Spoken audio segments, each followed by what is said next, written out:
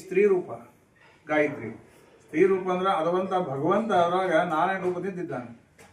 ನಾರಾಯಣ ರೂಪನೇ ಸ್ತ್ರೀ ರೂಪದಾಗ ಇರ್ತದೆ ಗಾಯತ್ರಿ. ಗಾಯತ್ರಿ ಓಂಕಾರದಿಂದ ಗಾಯತ್ರಿ ಬರ್ತದೆ.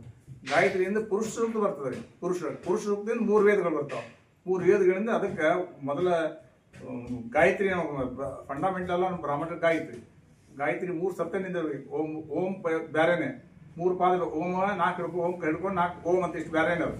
ಪೂರ್ವಸ್ವ ತತ್ಸವಿ ಧ್ರುವರೇಣ್ಯಂ ಭರ್ಗೋ ದೇವಸ್ಯ ಧೀಮಹಿ ಧಿಯೋಯೋನ ಪ್ರಚೋದಯಾತ್ 24 ಅಕ್ಷರ ಬರ್ತಾವ ಗಾಯತ್ರಿ ಒಳಗೆ.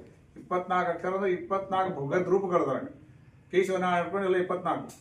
ಆಮೇಲೆ 10 ಅವತಾರ ಬರ್ತಾವ ಅದಕ್ಕೆ. ಹೊರ ಹಾಕು 10 ಎಲ್ಲ ಬರ್ತಾವ ಅದ್ರಾಗ. ಅದಕ್ಕೆ ಗಾಯತ್ರಿ ಶಕ್ಯ ಆದಷ್ಟು ಮಾಡ್ರಿ ಗಾಯತ್ರಿ. ಸರಿ, ಬರೀ ಇಲ್ಲೊಂದು ಕಡೆಗೆ ಹೆಂಡತಿಗರೆ ಗಾಯತ್ರಿ ಅಂತ ಸರಿ. ಶ್ರವಣ ಆರಾಧಿತರ್ಗ ಅಷ್ಟೋತ್ತರ ವಾಯುಸ್ತುತಿ ಜಯತೀರ್ಥ ಸ್ತುತಿ ವಿಷ್ಣು ಸಹಸ್ರನಾಮ ರಾಯರ ಆರಾಧಿತರ್ಗ 45 ದಿವಸ ಆಗ್ತದೆ. 45 ದಿವಸ ಎಲ್ಲ ಕಾರ್ಯಕ್ರಮ ನಡೆದ ಬಡ್ದವಾಗ ಅದಕ್ಕೆ ಆರಾಧನೆ ಆಗೋ ತನಕನೂ ಎಲ್ಲರಿಗೂ ಆಮಂತ್ರಣ ಇದೆ. ಬರಬೇಕು.